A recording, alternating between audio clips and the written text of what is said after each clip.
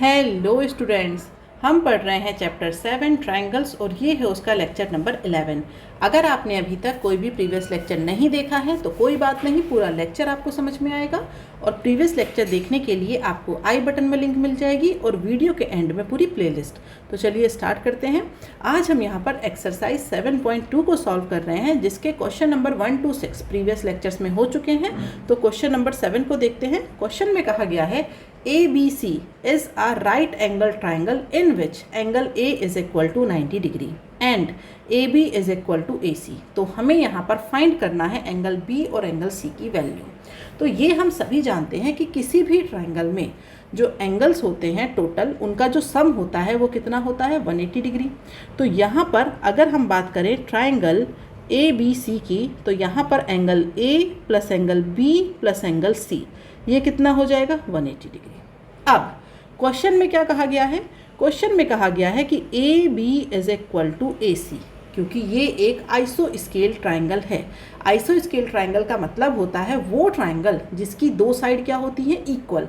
तो यहाँ पर AB और AC इक्वल है।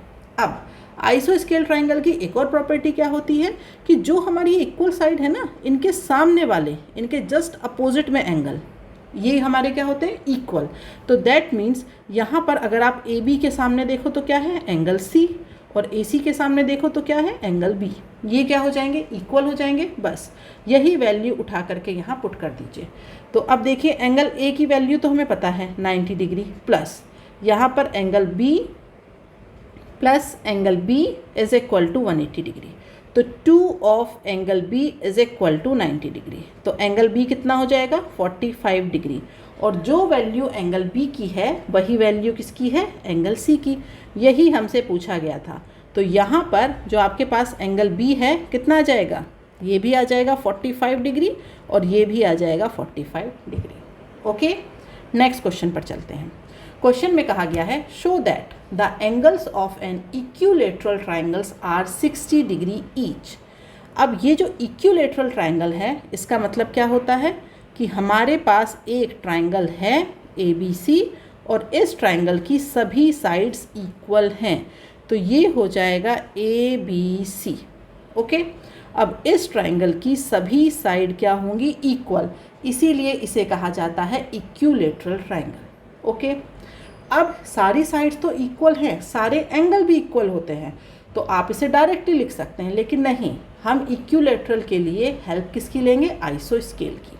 तो यहाँ पर देखिए अगर AB सारी साइड्स इक्वल है ना, तो यहाँ पर मैं लिख सकती हूँ, अगर मैं आइसो स्केल की हेल्प लूँ तो मैं लिखूँगी AB is equal to AC। और अगर ऐसा है तो दैट मीन्स ये वाला एंगल इस एंगल के क्या होगा इक्वल। तो इसका मतलब angle B is equal to angle C। ठीक है, फिर हम आइसो स्केल की हेल्प लेते हैं, इन दोनों साइड्स को इक्वल करते हैं।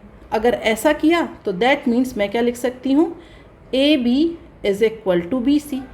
तो अगर ऐसा है तो that means angle A is equal to angle C। ये हो गई इक्वेशन 1, ये हो गई इक्वेशन 2। इक्वेशन 1 और इक्वेशन 2 से हमें क्या समझ में आ रहा है?